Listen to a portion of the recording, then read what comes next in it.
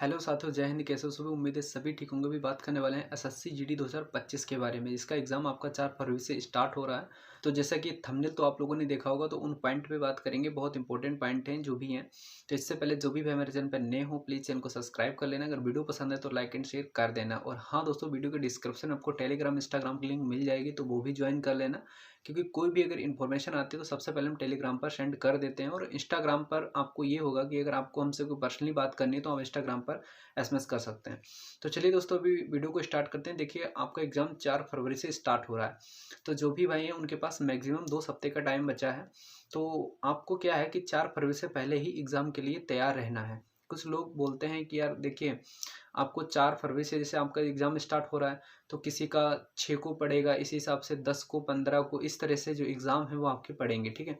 तो कुछ लोग बोलेंगे कि यार अभी टाइम जिनका लास्ट में जाएगा टाइम ज़्यादा मिल जाएगा। तो टाइम कहीं न कहीं देखा जाए तो कुछ भी नहीं मिलता है, वो तो खाली एक सोचने का हम लोगों का नज़रिया है। क्योंकि देखिए, जब आपका एग्ज़ाम 4 फरवरी से स्टार्ट हो जाएगा ना, तो फिर हम लोग क्या करते हैं कि जो एनालिसिस है वही देखते रहते हैं कि किस दिन कैसे एग्ज़ाम का लेवल बढ़ तो नहीं रहा है, ठीक है? या कैसे क्वेश्चंस पूछे जा रहे हैं। ये सारी चीज़ें हम फेस कर चुके हैं, वही आप लोगों को बता रहे हैं।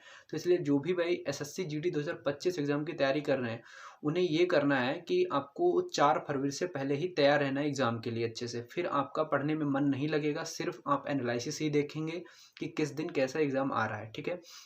तो सबसे पहले तो ये ध्यान रखना है। और जो भी बताएँगे ना, अगर ये आप फॉलो करेंगे, तो कहीं न कहीं एसएससी जीडी 2025 में आप सिलेक्शन ले पाएँगे, जिस तरह हमने एसएससी जीडी 2024 में सिलेक्शन लिया है।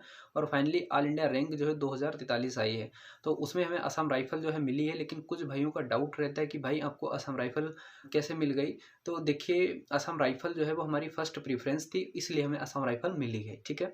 तो चलिए अभी टॉपिक पे बात करते हैं कि देखिए, अब आपको पढ़ना क्या है और मॉक टेस्ट कितने लगाने हैं। तो सबसे पहले तो ये है कि जिन भाइयों का सिलेबस कंप्लीट हो गया है, तो वो कोशिश करें कि अब कुछ भी नया नहीं पढ़ें, ठीक है? जो आपने अभी तक पढ़ा है, वो लगातार उसका बार-बार रिवाइज़ करें एग्ज़ाम तक। क्योंकि अगर आप नया पढ़ेंगे तो उसका कुछ भी अब फ़ायदा नहीं होने वाला है, ठीक है? लेकिन हाँ, जिन भाइयों ने पहले से ही अपना एक टारगेट बना के रखा था कि कुछ इंपॉर्टेंट टॉपिक हैं वो छोड़ के रखे थे कि वो एग्ज़ाम के बिल्कुल जब 15 दिन रह जाएँगे तब हम उसे करना है, तो वो कर सकते हैं। क्योंकि उनका पहले का जो भी उन्होंने पढ़ा होगा वो अच्छे से रिवीजन के सहित उनका जितना भी होगा वो सब तैयार होगा। तो वो नया पढ़ सकते हैं, जो भी 1-2 उन्होंने अपने टॉपिक टारगेट करके रखे हों कि इनको बाद में पढ़ना है, तो वो पढ़ सकते हैं। लेकिन आपको नया खोज के बिल्कुल नहीं पढ़ना है कि हमें कुछ ऐसा मिल जाए कि हम वो पढ़ लें और वो हमें एग्ज़ाम में मिल जाए। तो अब नया नहीं पढ़ना है। अभी तक आपने जो पढ़ा है, पीछे काफ़ी दिनों से आप मेहनत करते आ रहे हैं, तो अभी तक आपने जो भी पढ़ा है उस पे ही आपको भरोसा करना है और नया बिल्कुल नहीं पढ़ना है, ठीक है? दूसरा बात कर लेते हैं, देखिए मॉक टेस्ट का। मॉक टेस्ट का सिस्टम ये है कि अब सबसे ज़्यादा जो डाउट रहता है मॉक टेस्ट का रहता है कि लास्ट टाइम में आपको कितने मॉक टेस्ट देने चाहिए। तो कुछ लोग बोलते हैं कि एक दिन में आपको 4-5 मॉक टेस्ट देने चाहिए, ठीक है? ये बिल्कुल भ्रम है। हम पीछे भी बता चुके हैं कि ये आपका किसी भी एग्ज़ाम के लिए टारगेट नहीं होना चाहिए कि हमें एक एग्ज़ाम के लिए 100-200 मॉक टेस्ट देने हैं, ठीक है?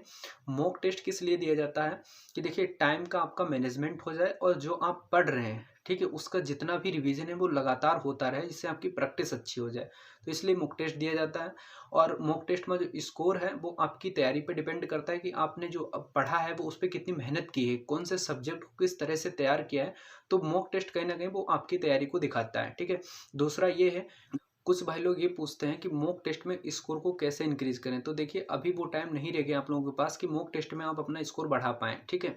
लेकिन हाँ, उसका एक आपको पॉइंट बता देते हैं, उससे ये होता है कि मॉक टेस्ट का एनालिसिस आप जितने अच्छे से करेंगे, उतना अच्छा स्कोर आपका लगातार जो है बढ़ता जाएगा।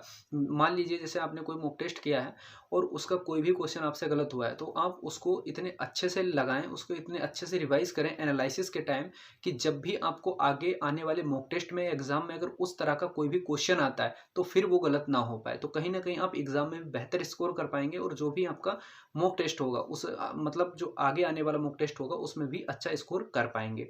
तो ये तो हो गया। अब मॉक टेस्ट लगाने कितने चाहिए? देखिए, आपको हमारे हिसाब से मॉक टेस्ट एक ही लगाना चाहिए, क्योंकि मॉक टेस्ट का काम क्या है वो हमने बता दिया है। भले ही आप पूरे एग्ज़ाम के लिए, कोई भी एग्ज़ाम हो, केवल आपने 50 मॉक टेस्ट किए हों, लेकिन अगर उसका एनालिसिस बहुत अच्छे से किया है, तो वो 50 मॉक टेस्ट ही आपके एग्ज़ाम के लिए पर्याप्त होंगे, ठीक है? हमें नहीं लगता है कि उससे ज़्यादा आपको लगाने पड़ेंगे। वही हमने जो फ़ॉलो किया है अपनी स्टडी के दौरान, वही आप लोगों को बता रहे हैं। तो ये आपको भ्रम नहीं पालना है। और जो भी मॉक टेस्ट देना है उसका एनालिसिस बहुत अच्छे से करना है। अगर आप एनालिसिस नहीं करोगे ना तो आप चाहे 200, 300, 500 मॉक टेस्ट लगा लेना, लेकिन उसका कोई भी आपको बेनिफिट देखने को नहीं मिलेगा। इतना अच्छे से ध्यान रखना है। तो हमने पूरी कोशिश की है कि जो भी आपका डाउट होगा वो कहीं ना कहीं क्लियर हो गया होगा कि आपको अभी पढ़ना क्या है, मॉक टेस्ट कितने देने हैं। लेकिन अगर फिर भी आपका कोई भी सवाल है तो आप कमेंट कर देना, हम उसका रिप्लाई कर देंगे। और रही एग्ज़ाम के एनालिसिस की बात, तो हम पूरी कोशिश करेंगे कि अगर आपका 4 फरवरी से एग्ज़ाम स्टार्ट हो रहा है और अगर हमें ट्रेनिंग पे नहीं जाना हुआ, अभी थोड़ा-सा अगर लेट जॉइनिंग होती है असम राइफ़ल की, तो हम अपने आस-पास में अगर कोई ऐसा सेंटर है जहाँ पे एसएससी जीडी का एग्ज़ाम हो रहा है, तो हम वहाँ पे जाके उसका एनालिसिस करने की, एग्ज़ाम का जो रिव्यू है वो लेने की कोशिश करेंगे, जिससे आप लोगों को एक सटीक आइडिया लग जाए कि किस तरह का एग्ज़ाम आ रहा है। तो जो भी भाई चैनल पे नए हो प्लीज़ चैनल को सब्सक्राइब कर लेना। इस चैनल से जुड़ के आपको बहुत ज़्यादा फ़ायदा होने वाला है। और वीडियो पसंद आए तो लाइक एंड शेयर कर देना। मिलता है नेक्स्ट वीडियो में एक न्यू टॉपिक के साथ।